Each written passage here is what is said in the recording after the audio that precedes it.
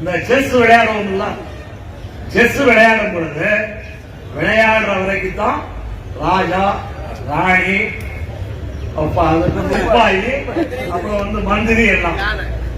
ஆனா விளையாண்டு முடிச்ச பிறகு எல்லாருமே காயின் தான். விளையாண்டு முடிச்சவன் என்ன சொல்லுவான், காயினை பூரா போட்டு டப்பாக்குள்ள போடுமா. அதிகாரி விளையாண்டு முடிச்சவன எல்லாமே காயின் தான். இதே நம்முடைய அதிகாரிகள் புரிந்து கொள்ள வேண்டும். அதாவது அது மாதிரி ஒவ்வொரு அதிகாரியும் இங்க இருக்கிற வரைக்கும் தான் அது அதிகாரம். ஒரு பேப்பர்ல சைவத்துல ஒரு செய்தி போட்டிருந்தோம். அது விளையாட்டுக்கான செய்தியாக இருந்தாலும் கூட ஒரு தாசில்தார் இருந்தாலும் அந்த தாசில்தார் தாலுகா ஆபீஸுக்கு முன்னாடி ஒரு கிணறு இருந்துச்சான்.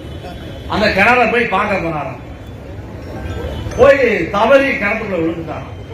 உடனே தாலுகா ஆபீஸில் உள்ள எல்லா தொழிலாளிகளும் எல்லாரும் சேர்ந்து தாசில்தாரை எப்படியாவது தூக்கணும்னு அங்கிருந்து இருந்து கயரெல்லாம் கொண்டு வந்து கயரை போட்டு தாசில்தார கயரை பிடிச்சு எல்லாம் எழுதிட்டே வந்திருக்காங்க. பாதி தூரம் மேல வந்திருக்காங்க. அப்ப பீன் வந்திருக்காங்க.